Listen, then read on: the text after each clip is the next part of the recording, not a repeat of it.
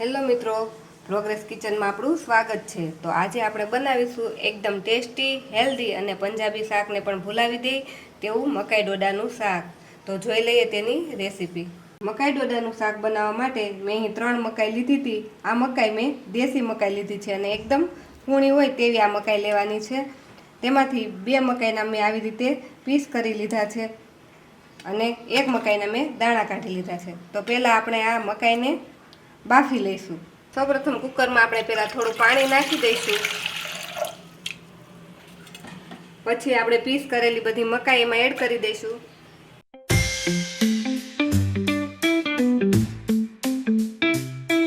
અને થોડીક હળદર નાખી દઈશું। મકાઈ બાફવામાં હળદર નાખી દઈશું તેથી મકાઈનો કલર એકદમ સારો લાગશે। હવે આ મકાઈને આપણે બાફી લઈશું।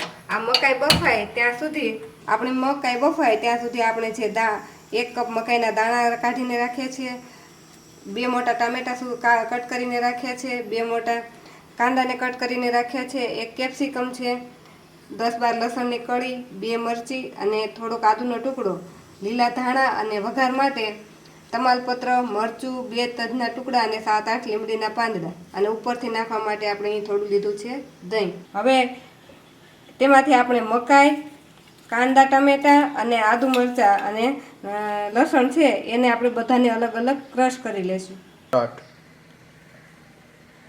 આપણે ટામેટા, ડુંગળી અને મકાઈ, આદુ મરચાં આ બધું પીસાઈને રેડી થઈ ગયું છે।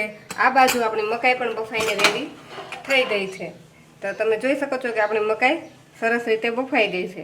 શાક વઘારવા માટે આપણે એક પેન લઈ લઈશું અને તેમાં તેલ નાખી દઈશું।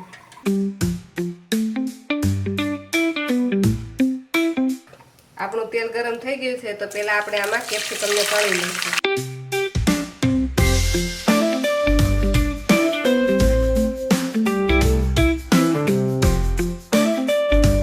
હવે 1 મિનિટમાં આપણા કેપ્સિકમ તળાઈ જશે। આપણા કેપ્સિકમ તળાઈ ગયા છે અને આપણે હવે પાછા કાઢી લઈશું।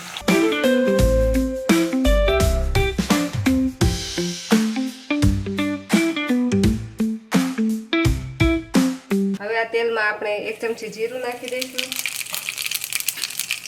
1 સૂકા મરચાંના ટુકડા નાખી દઈશું, તમાલપત્ર અને 2 તજના ટુકડા નાખી દઈશું।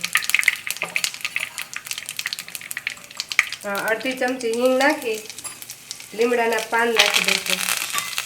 પછી તેમાં આપણે કાંદાની જે પેસ્ટ બનાવી હતી તે એડ કરી દઈશું।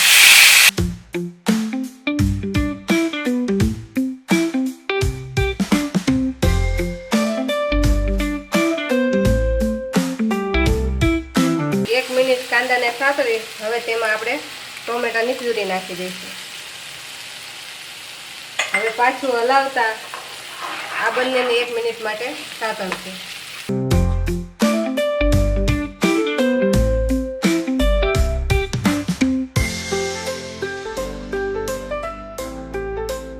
પાછું 1 મિનિટ સાતળ્યા પછી તેમાં આપણે જે મકાઈની પીલીને રાખી હતી એ પેસ્ટ નાખી દઈશું। આને સારી રીતે મિક્સ કરી થોડી વાર માટે ચડવા દઈશું। હવે આમાં જે આપણે આદુ મરચાં અને લસણની પેસ્ટ હતી તે નાખી દઈશું, અડધી ચમચી હળદર નાખી દઈશું અને સ્વાદ પ્રમાણે મીઠું નાખી દઈશું। હવે આમાં આપણે થોડોક ગોળ એડ કરી દઈશું સ્વાદ પ્રમાણે અને આની જગ્યાએ તમે ખાંડ પણ નાખી શકો અને 2 ચમચી કાશ્મીરી લાલ મરચું એડ કરી દઈશું।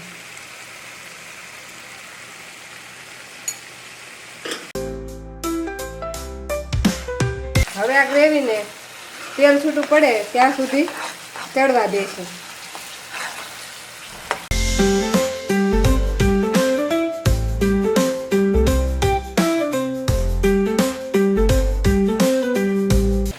આપણી ગ્રેવીમાંથી તેલ છૂટી પડી ગયું છે તો આપણે જે મકાઈ બાફી હોય એનું પાણી વધ્યું હોય તે મેં રાખ્યું હતું એ પાણી આ સમયે આપણે આમાં નાખી દઈશું અને ગ્રેવીને સારી રીતે ઉકળવા દઈશું।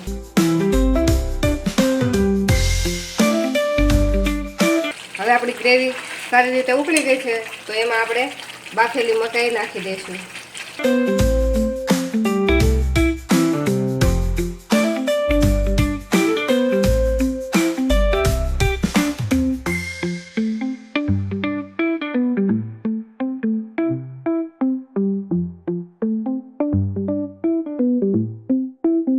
હવે આને આપણે ઢાંકીને 5 મિનિટ માટે થવા દઈશું, એટલે જે આપણે મકાઈ નાખી છે એની સાથે બધા મસાલા મિક્સ થઈ જાય. હવે 5 મિનિટ થઈ ગઈ છે અને આપણું શાક બરાબર એકદમ રેડી થઈ ગયું છે. હવે તેમાં આપણે નાખી દઈશું 2 ચમચી દહીં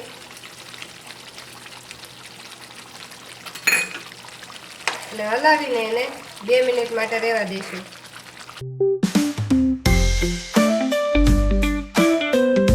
આ શાકમાં જો તમે દહીં અને ગોળ નાખો તો તેનું કોમ્બિનેશન સારું લાગે છે અને શાક ખાટું મીઠું બને છે. હવે આપણી મકાઈ સાથે બધા મસાલા સારી રીતે મિક્સ થઈ ગયા છે, તો તેના પર આપણે નાખી દઈશું તળેલું કેપ્સિકમ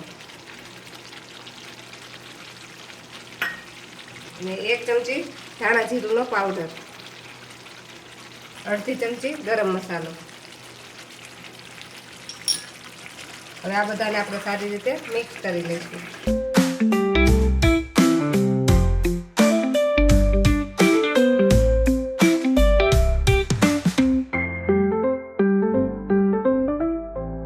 હવે આપણા શાકમાંથી સારી રીતે તેલ છૂટી પડી ગયું છે, તો હવે આપણે ગેસ બંધ કરી તેના પર લીલા ધાણા નાખી દઈશું. તો તૈયાર છે આપણું મકાઈ ડોડાનું શાક. તો હવે આપણે આ શાકને એક સર્વિંગ બાઉલમાં કાઢી લઈશું.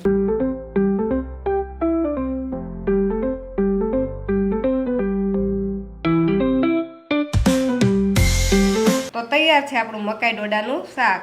જો તમને અમારો વિડીયો ગમ્યો હોય તો લાઈક કરજો અને પ્રોગ્રેસ કિચન ચેનલને સબસ્ક્રાઈબ કરજો.